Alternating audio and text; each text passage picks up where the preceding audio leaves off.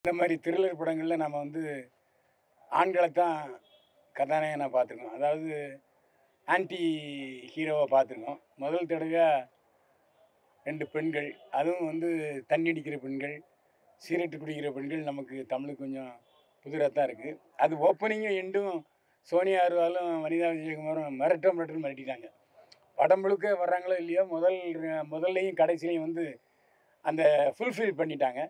அது மட்டும் இல்லை, அதாவது ஒவ்வொரு வீட்லேயும் எப்படி உஷாராக இருக்கணும் அப்படிங்கிறது தான் விஷயம். முதல்ல தண்ணி கேட்குறது, இந்த துணிமணியை கேட்குற மாதிரி ஆட்கள் வந்தாங்கன்னா அவங்கள வந்து நம்ம வீட்டுக்குள்ளே விடக்கூடாதுங்கிறதுக்கான ஒரு எச்சரிக்கையை ஊட்டுகிற, ஒரு விழிப்புணர்வு ஊட்டுகிற ஒரு நல்ல படமாக தண்டுபாளையம் இருக்குது. ஏற்கனவே என்னுடைய முதல் பார்ட் வந்து நான் வந்து ராமநாயணன் சார் தயாரிப்பில் நான் பார்த்துருக்கேன். அதில் நம்ம பிஆர்ஓ கிளாமர் சத்யா கூட ஒரு காட்சியில் வந்திருப்பார்னு நான் நினைக்கிறேன். அதனால் அவரை வந்து அந்த சமயத்தில் வந்து இவ்வளவு பரபரப்பாக இதை கொஞ்சம் மாற்றிருக்காருன்னு நினைக்கிறேன்.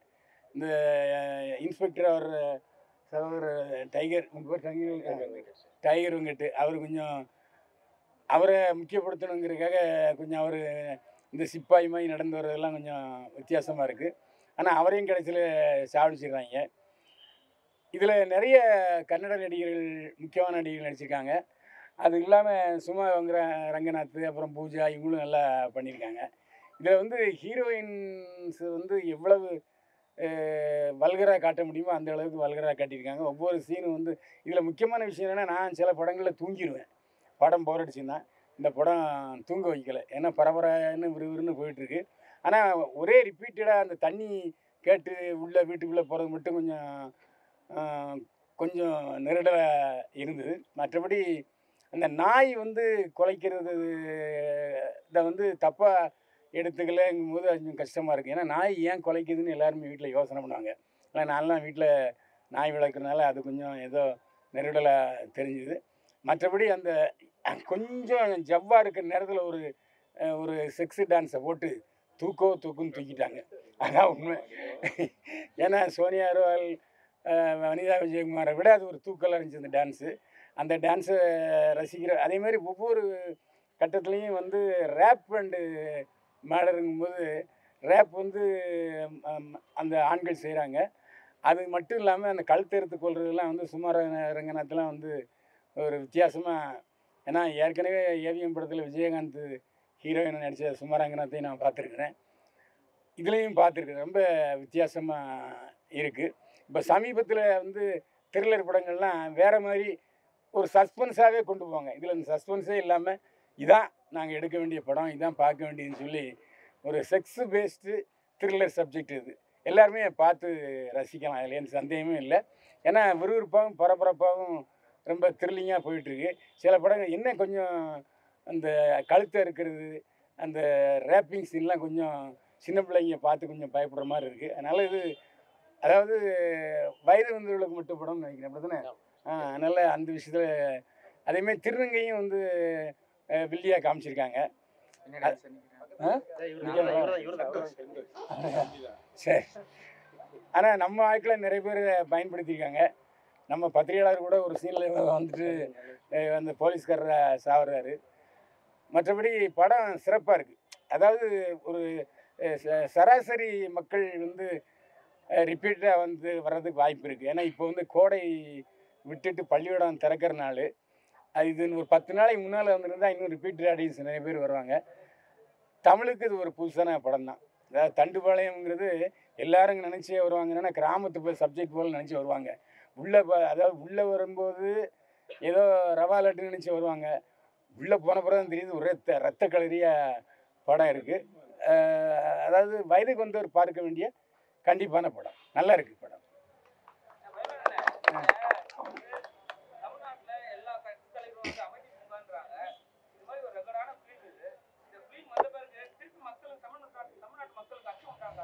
இல்லை, அதான் கர்நாடகான்னு போட்டிருக்காங்களே தமிழில். அது நீங்கள் டைட்டில் அந்த சென்சார் டைட்டிலே தெரியுமே, கர்நாடகா பேஸ்டு. அதை கர்நாடகா டப்பிங் படம், கன்னடா டப்பிங் படங்கிறது தெளிவாக காமிச்சிருக்காங்க. இது தமிழ்நாட்டில் நடந்ததை காமிக்கல. பேர் தான் ஏதோ தண்டுபாளையம் இருக்குது. மற்றபடி இது வந்து தமிழ்நாட்டில் நடக்காத மாதிரி தான் காமிச்சிருக்காங்க. தமிழ்நாட்டுக்கு அதுக்கு எந்த சம்மந்தமும் இல்லை. அதனால் கோத்து விட நினைக்காதீங்க.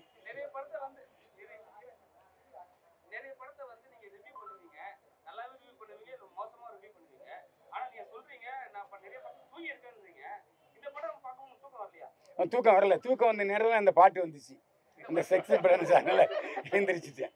ஏன்னா ரிப்பீட்டடாக அதே தண்ணி கேட்டுட்டு உள்ளே போய் கொலை பண்ணுறது அப்படிங்கிற மாதிரி இருக்கு இல்லையா, அதை வந்து கொஞ்சம் மாற்றி சரி செக்ஸ் இருக்கும் போல இருக்குப்பா, அவங்களுக்கும் அந்த செக்ஸ் உணர்வு இருக்குது. அந்த பாட்டு அந்த டான்ஸ் எனக்கு ரொம்ப பிடிச்சிது. ஏன்னா ஒரு ஜோதிலட்சுமி அனுராதா டான்ஸ் மாதிரி இருந்துச்சு.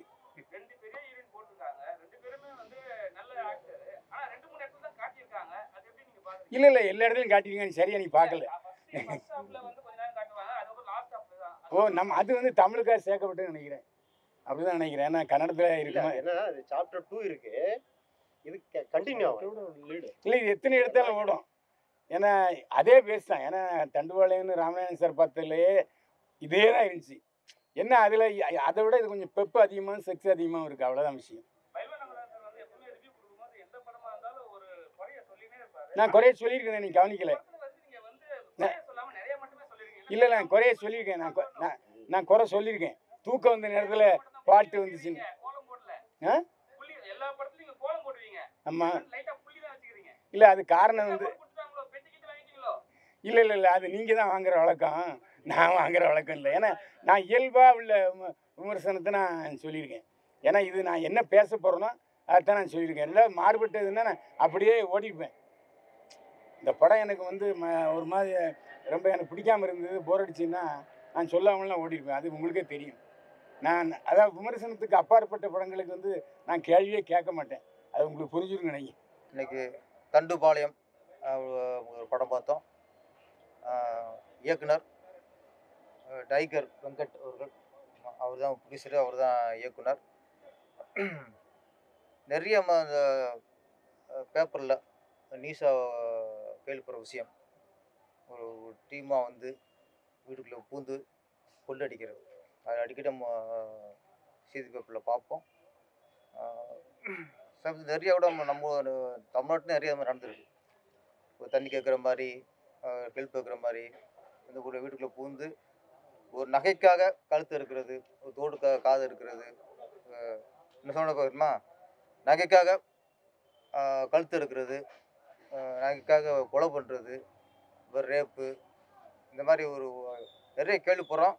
அது சம்மந்தப்பட்ட கதை தான் அந்த தண்டுபாளையம். தண்டுபாளையம் டீம் அப்படிங்கிறது அந்த கொள்ளடிக்கிற டீமாக இருக்குது. இதில் வந்து முன்னாள் கதாநாயகி சுமா ரங்கநாத், அப்புறம் பூஜா காந்தி இவங்க நடிச்சிருக்காங்க. அப்புறம் சோனியா அகர்வால், வனிதா விஜயகுமார் அவங்க நடிச்சிருக்காங்க. எல்லாருமே சிறப்பாக நடிச்சிருக்காங்க. ஃபஸ்ட் ஹாஃப் ஃபுல்லாக கொள்ளை இப்படியாக போய்கிட்டு இருக்கு. செகண்ட் ஹாஃபில் வந்து அந்த அசிஸ்டன்ட் கமிஷனர் டைகர் கேரக்டர் வரும்போது செகண்ட் ஹாஃப் ஃபுல்லாக பரபரப்பாக ஆரம்பிச்சிருது. செகண்ட் ஹாஃப் ஸ்க்ரீன் பிளே நல்ல ஸ்பீடு. அதில் ஒரு விஷயம் வந்து கொஞ்சம் இந்த குறிப்பு கொடுக்க தண்டனை புதுசாக இருந்துச்சு. ஒரு ஆள் நடமாட்டம் இல்லாத ஒரு இடத்துக்கு கூட்டி போய், அவங்க சஸ்பென்ஸ் சொல்லக்கூடாது, அவங்கள பருந்துக்கும் கழுகுக்கும் இரையாக்கிறது ஒரு புதுசாக இருந்துச்சு. ஒவ்வொரு வீட்லேயும் போய் தண்ணி கேட்டு உள்ளே போய் கொள்ளடிக்கிற அந்த கோஷ்டி கடைசியாக தண்ணின்னு கதறும். தண்ணி இல்லாமல் அவங்க தண்டனை கொடுத்துருக்காங்க. இது ஒரு விழிப்புணர்வு படம் சொல்லலாம். இந்த மாதிரி குறிப்பு எப்படி தண்டனை கொடுக்கணும்னு சொல்லலாம். இது செகண்ட் பார்ட் ஆரம்பிக்கிற மாதிரி முடிச்சிருக்காங்க. குறிப்பாக அசிஸ்டன்ட் கமிஷனர் நடிச்சிருக்க டைகர் வெங்கட்டை வந்து அந்த போலீஸ் அதிகாரி தான் மிடுக்கோட நடிச்சிருக்காரு. படம் வெற்றியடைய என்னுடைய வாழ்த்துக்கள். நன்றி, வணக்கம். ஃபஸ்ட்டு இப்போது 2-3 நாளைக்கு முன்னாடி கருடன் அப்படின்னு ஒரு படம் ரிலீஸ் ஆச்சு. விமர்சன ரீதியாகவும் சரி, வியாபார ரீதியாகவும் சரி பெரிய வெற்றி அடைஞ்சிருக்கு. மக்கள் மத்தியில் ரொம்ப நல்லா பேசப்படுது. சூரி கண்டிப்பாக அவர் வந்து நான் திருமதி செல்வம்ன்ற ஒரு சீரியல் பண்ணும்போது ஒரு சின்ன ரோல் பண்ணார். அதுக்கடுத்து தீபாவளி படத்தில் ஒரு கேரக்டர் பண்ணி அப்படியே வந்து ஒரு நகைச்சுவை நடிகராக நல்லா பெரிய லெவலில் வந்தார். விடுதலையின் வெற்றிமாறன் சார் படம் பண்ணார். இப்போ பார்த்தீங்கன்னா கருடனில் ஒரு ஆக்ஷன் ஹீரோ. நான் படம் இன்னும் பார்க்கல, பெருசாக பேசப்படுறாங்க. உண்மையாகவே அதுக்கு அவர் எவ்வளோ வந்து மெனக்கடல், எவ்வளோ உழைச்சிருப்பார், எவ்வளோ விஷயங்கள் கடந்து வந்திருப்பார். நம்ம தண்டுபாளையம் டீம் சார்பாக வந்து கருடன் டோட்டல் டீமுக்கு வந்து நாங்கள் வந்து வாழ்த்துக்கள் சொல்லிக்கிறோம். முக்கியமாக சூரி சாருக்கு கண்டிப்பாக இதை நீங்கள் தக்க வச்சுக்கணும், மேலும் மேலும் வந்து பெரிய லெவலில் வரணும்னு சொல்லி கேட்டுக்கிறேன். சக நடிகராக கேட்டுக்கிறேன். தண்டுபாளையம் வெங்கட் சார் ப்ராஜெக்ட்லேருந்து எனக்கு அழைப்பு வந்தது. சொன்னார், சார் இதில் வந்து செகண்ட் பார்ட்டுக்கான லீடு தான், செகண்ட் பார்ட்டில் வந்து ஃபுல்லாக நம்ம ட்ராவல் பண்ணலாம் சார் அப்படின்ற மாதிரி சொன்னார். சரி ஓகே, டப்பிங் போனோம். அவர் ஒரு கேரக்டர் இப்படி தான் இந்த கேரக்டர் பண்ணும் அப்படின்னு சொல்லிட்டார். இதில் வந்து என்னுடைய எதுவும் இல்லை, நான் டயலாக் பேசுனதாக இருக்கட்டும், மாடுலேஷனாக இருக்கட்டும், பர்ஃபார்ம் பண்ணுறதா இருக்கட்டும், எனக்கு இதுதான் வேணும்னு சொல்லிட்டாரு. சரி, நான் ஷூட்டிங் ஸ்பாட்டில் நடித்து கொடுத்துட்டேன். அதுக்கப்புறம் டப்பிங் போனேன். நீங்கள் பண்ணுங்கள் ஃபஸ்ட்டு டப்பிங் அப்படின்னு சொன்னார். நான் டப்பிங் பண்ணேன். அதுக்கப்புறம் என்ன பண்ணார், இல்லை எனக்கு இந்த மாடுலேட்டில் இப்படி பண்ணி கொடுங்கன்னாரு. ஆக்சுவலாக அந்த கேரக்டர் வந்து வெங்கட் சார் என்ன சொன்னாரோ அதுதான் வந்து நான் செஞ்சேன். உண்மையாகவே இந்த மாதிரி படங்கள் வந்து இப்போதைக்கு வேணும். ஏன்னு சொன்னால் ஆஃப்டர் கொரோனா நம்ம வெளியில் தான் வந்து நினச்சிட்டு இருக்கோம் தண்டுபாளையம் கேங்குன்னு. வீட்டுக்குள்ளாரே இப்போ குடும்பத்துக்குள்ளாரே தண்டுபாளையம் கேங் வந்துடுச்சு. உண்மை அதுதான். பொருளாதார நெருக்கடி அப்படி இப்படி அவனை ஃபஸ்ட்டு வந்து புருஷன் பொண்டாட்டிக்குள்ளார ஒத்துமை இல்லை, அந்த அண்டர்ஸ்டாண்டிங் இல்லை. பிள்ளைங்க அப்பா அம்மா கிட்ட இல்லை, சொந்தக்காரங்கிட்ட இல்லை, எல்லாம் மனிதமே போயிடுச்சு. எல்லாம் மரம் வளர்க்கணும் அப்படின்னு சொல்கிறாங்க. இப்போ நம்ம சென்னையில் வந்து இவ்வளோ டிகிரி வெயிலுக்காக மரம் வளர்க்குறோம்னு சொல்கிறாங்க. மனிதமே இல்லை, மனிதம் அழிஞ்சு போயிடுச்சு. அது மனிதம் மறுபடியும் கொண்டு வரணும். அதுக்காக ஏன்னா நான்லாம் சினிமாவை பார்த்து வளர்ந்தவன். நிறைய விஷயங்கள், பாசிட்டிவான விஷயங்கள் சினிமாவை பார்த்து தான் கற்றுக்கிட்டேன். இப்போ நிறைய பேர் எல்லாம் சொல்கிறாங்க வயலன்ஸ் அதிகமாக சினிமாவில் வந்துடுச்சு, அதனால தான் இது இருக்குது அப்படின்னு சொல்லி. இது ஒரு என்டர்டெயின்மெண்ட்டாக தான் எடுத்துக்கணும். நிறைய நல்ல படங்களும் வருது, அதையும் வந்து ஆதரிக்கணும். தண்டுபாளையம் படம் வந்து ஃபுல் அண்ட் ஃபுல் நான் பார்த்தேன். உண்மையாகவே எனக்கு ரொம்ப பிடிச்சிருந்தது படம். அதில் என்ன சொல்ல வராங்கன்றது தான் நம்ம எடுத்துக்கணும். வயலன்ஸுன்னா அது கதையே அதுதான். நீங்கள் பார்த்தீங்கன்னா அதில் யாரையாவது நீங்கள் வந்து ஒரு நடிகராக பார்த்துருப்பீங்களா? ஏதோ ஒரு சின்ன கேரக்டராவது பார்த்துருப்பீங்களா? ஏன்னா நான் நடிகராக சொல்கிறேன், நான் உண்மையாகவே ஆச்சரியப்பட்டேன். ஒரு அத்தனை பேர் இருக்காங்கன்னா அத்தனை பேரையும் கேரக்டர் தான் பார்க்க முடியும். சின்ன பிசிர் கூட எனக்கு தெரியல. ஒரு பொண்ணு அங்கே ரேப் பண்ணுறாங்க, அது விஷயங்கள் பண்ணுறாங்கன்னா அந்த பொண்ணு அந்த நடிப்பு தன்மையே எனக்கு சுத்தமாக தெரியல. நான் டேரக்டர்கிட்ட தான் கேட்டேன், என்ன சார் எவ்வளோ பர்ஃபார்மர் எல்லாம் ஒன்றும் பெருசாக நோன் ஃபேஸ் இல்லைனா கூட எப்படி சார் அப்படின்னு சொல்லி. பட் அதுக்காக அவர் எவ்வளோ கஷ்டப்பட்டுருக்காரு. ஒரு வருஷம் எல்லாத்துக்கும் வந்து ட்ரைன் பண்ணியிருக்காரு. 2 இயர்ஸ் ட்ரைன் பண்ணியிருக்காரு. என்ன தான் பண்ணாலும் அந்த மாதிரி கேரக்டர்ஸ்க்கெல்லாம் ஒரு சின்ன கேரக்டர் வந்தால் கூட அப்படி அந்த கேரக்டர் தான் தெரியுது, ஆக்டராக பார்க்கவே முடியல.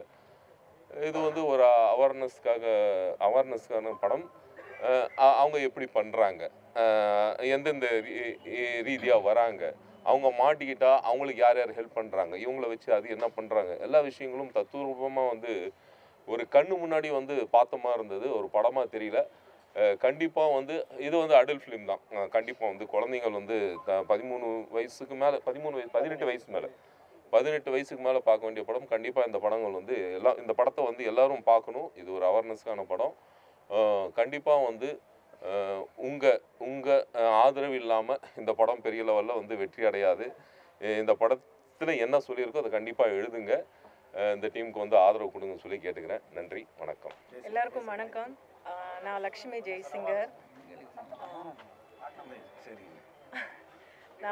ஜெய்சிங்கர். இந்த படத்தில் ஜென்ரலாக பார்த்தீங்கன்னா நிறைய படத்தில் நிறைய சாங்ஸ் வச்சுருப்பாங்க. இந்த படத்தில் ஒரே ஒரு பாட்டு, அந்த பாட்டு நான் பாடியிருக்கேன்னும் போது ரொம்ப பெருமையாக இருக்குது. நிஜமாகவே ரொம்ப பெருமையாக இருக்குது. அதுக்கு வாய்ப்பளித்த Jithin Roshan music director and Venkat sir எல்லாருக்குமே, இந்த ஹோல் டீம் எல்லாருக்குமே ரொம்ப நன்றி. எனக்கு இல்லை, என்னோட ஃப்ரெண்டு அவங்களுக்கு நடந்த ஒரு இன்சிடென்ட் சொல்கிறேன். ஆக்சுவலாக அவங்க வீட்டு இந்த ஸ்டோரி இது வந்து ரியல் இன்சிடென்ட்ஸ் பேஸ் பண்ணி தான் கதை. ஸோ இதை பேஸ் பண்ணி தான் நான் ஒரு ரியல் ஸ்டோரியை சொல்ல போகிறேன். ஃப்ரெண்டு அவங்க வீட்டு பக்கத்தில் வீடு கட்டிகிட்ருக்காங்க. ஸோ அங்கே வந்து அங்கே வேலை பார்க்குறாங்க அந்த கொத்தனார் இவங்கெல்லாம், ஓகேவா. அவங்க என்ன பண்ணியிருக்காங்கன்னா, வீடு கட்டிகிட்ருக்க தருவாயில் இவங்க வந்து ஆஃபீஸ் போயிடுவாங்க, வீட்டை பூட்டிட்டு போயிடுவாங்க. இதை வந்து டெய்லி அவங்க வாட்ச் பண்ணியிருந்துருக்காங்க. ஆக்சுவலாக வாட்ச் பண்ணிவிட்டு ஒரு நாள் என்ன ஆச்சுன்னா, இந்த மாதிரி ஹாலிடேஸில் எல்லாருமே அவங்க சொந்த ஊருக்கு வந்திருந்த போது வீட்டை வந்து உடச்சி, ஆக்சுவலாக உள்ள ரொம்ப பெரிய லெவலில் எதுவும் கிடையாது. ஸோ வீட்டை உடச்சி அது உள்ள என்ன கிடைக்குமோ அது வரைக்கும் எடுத்துட்டு அவங்க சரியாக கூட அதை மறுபடியும் பூட்டு தெரியாமல் அவங்களோட டூல்ஸ் எல்லாமே கூட அந்த இடத்துலையே விட்டுட்டு போயிட்டுருக்காங்க. ஸோ இதை வந்து பெரிய லெவலில் எடுத்து அவங்க வந்து கம்ப்ளைண்ட் பண்ணியிருக்கலாம். ஆனால் கம்ப்ளைண்ட் பண்ணாக்கா மறுபடியும் அந்த இடத்துல அவங்க ஸ்டே பண்ணி மறுபடியும் வேலைக்கு போகிறது வர்றது, ஆஃபீஸ் போகிறது வர்றது மறுபடியும் இது ரொட்டீனாக நடக்கும். ஸோ இதே ஒரு காரம் வச்சு பண்ணுறதுக்கெலாம் வாய்ப்பு இருக்குது. ஸோ என்ன பண்ணாங்க, அவங்க சைலண்ட்டாக விட்டுட்டு அந்த ஆளை வாட்ச் பண்ண ஆரம்பித்தாங்க. அதாவது ஊருக்கு போகிற மாதிரி லாக் பண்ணிவிட்டு அந்த ஆளை வாட்ச் பண்ண ஆரம்பித்தாங்க. பார்த்தா அந்த ஆள் யாருன்னு கண்டுபிடிச்சிட்டு அவங்கள ஒன்றும் பண்ணலை, ஜஸ்ட்டு கூப்பிட்டு வார்ன் பண்ணியிருக்காங்க. ஏன்னா அது பண்ணது ரொம்ப ஆளுங்களாம் கிடையாது, ஒரே ஒரு ஆள் தான். ஸோ அவரை கூப்பிட்டு வந்து வார்ன் பண்ணாங்க. இந்த மாதிரி இன்னொரு முறை பண்ணிங்கன்னா நான் எல்லா இடத்துலையும் சிசிடிவி கேமரா. ஸோ அதில் நீங்கள் கேப்சர் ஆகிடுவீங்க, அதோடு நீங்கள் உள்ளே போக வேண்டியது தான் லைஃப் லாங் சொல்லிட்டு. ஸோ அவர் கொஞ்சம் மிரண்டுட்டார். அடுத்த நாள் பார்த்தாக்கா அந்த கொத்தனாரும் காணோம், அந்த இடத்துல ஒர்க் பண்ணுற ஆளுங்க யாருமே காணோம். இது வரைக்கும் யாரும் காணோம். இந்த இன்சிடெண்ட் நடந்து ஒரு 5 இயர்ஸ்க்கு மேலே இருக்கும். ஸோ இப்போ வரைக்குமே யாரும் காணோம். ஸோ இந்த படத்தை பார்க்கும்போது எனக்கு அந்த இன்சிடெண்ட் ஞாபகம் வந்துச்சு. இப்போ லேடிஸ் நாங்கள் தனியாக வீட்டில் சம்டைம்ஸ் ஒர்க் பண்ணுறவங்க ஓகே ஃபைன், அவங்க வீட்டில் வந்து நிறைய பொருள்கள்லாம் வச்சுருப்பாங்க, நிறைய பணம் எல்லாம் வச்சுருப்பாங்க. ஆனால் ஒர்க் பண்ணாத ஒரு ஹோம் மேக்கர், ஒரு குடும்ப தலைவியெல்லாம் வீட்டில் இருக்காங்கன்னா இவங்க ரியல் ஸ்டோரியை கொண்டு வந்திருக்காங்க. அதை பார்க்கும்போது எனக்கே ஒரு மாதிரி படபடப்பாயிடுச்சு. நான் படம் முடிகிற வரைக்கும் எனக்கே த்ரில்லிங் ஆகிடுச்சு. நான் உட்காந்துருக்க இடத்துல எனக்கே ஒரு த்ரில்லராக இருந்துச்சு. ஸோ ரொம்ப சூப்பராக எடுத்திருக்காரு, ரியல் ஸ்டோரி எடுத்திருக்காரு. நான் சொல்கிறது என்னென்னா, எல்லா லேடிஸும் நல்லா கேர்ஃபுல்லாக இருங்க, எல்லாம் ஜாக்கிரதையாக இருங்க.